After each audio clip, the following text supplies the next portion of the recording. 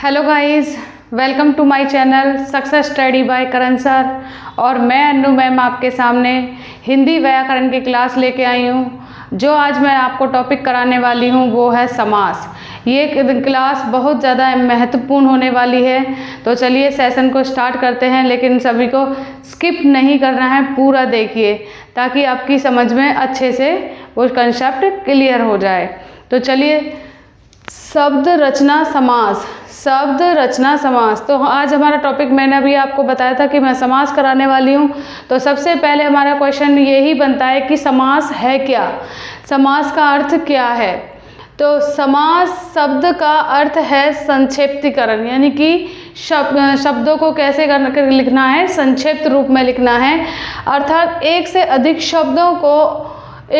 शब्दों को मिलाकर उनको संक्षिप्त रूप देना ही क्या होता है, समास होता है। जैसे राजा का पुत्र, एक से अधिक शब्द हैं और उसको संक्षिप्त रूप में हमने कैसे लिखा है, राजपुत्र। दाल और चावल, तो क्या बन जाएगा, दाल चावल। काली है जो मिर्च, एक से अधिक शब्द हैं और इसको हमने संक्षिप्त रूप में कैसे लिखा है, काली मिर्च।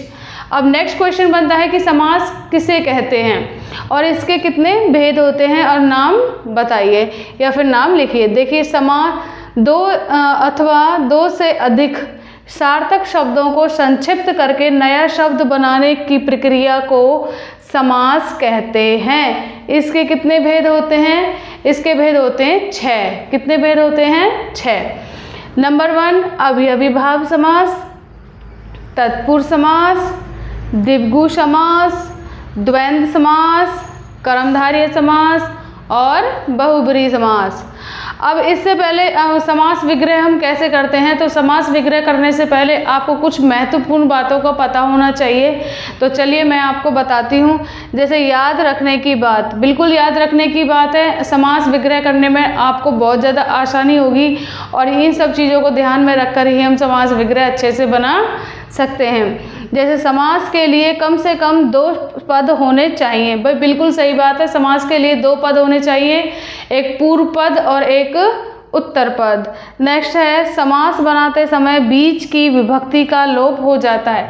बिल्कुल सही बात है, जो बीच की विभक्ति होती है उसका बिल्कुल ही क्या हो जाता है, लोप हो जाता है, यानी कि वो गायब हो जाती है, समाप्त हो जाती है। नेक्स्ट है, समास रचना से बने शब्द को समस्त पद या समासिक शब्द कहते हैं। नेक्स्ट है, समस्त पद में पहला पद पूर्व पद तथा दूसरा पद उत्तर पद कहलाता है। क्या क्या कहलाता है, पहला पद पूर्व पद और दूसरा पद उत्तर पद कहलाता है। अब समास विग्रह हम कैसे करते हैं। समास विग्रह है क्या, समस्त पद के दोनों पदों को अलग अलग करने की प्रक्रिया समास विग्रह कहलाती है। जैसे रात दिन। अब देखिए, रात दिन यहाँ पर दिया हुआ है और हम समास का क्या करना है, विग्रह करना है। तो पूर्व पद क्या हुआ या में रात और उत्तर पद क्या हुआ, दिन। तो हमारा क्या बनेगा समास विग्रह, दिन और रात। क्या बनेगा समास विग्रह, दिन और रात। नेक्स्ट दिया हुआ है राजभवन। तो राज क्या हुआ, पूर्व पद, और भवन क्या हुआ, उत्तर पद। तो समास का विग्रह क्या बनेगा, राजा का भवन। क्या बनेगा, राजा का भवन।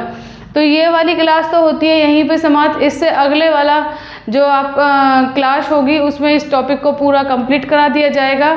तो मिलते हैं नई क्लास के साथ और तब तक के लिए bye bye. Thank you for watching video.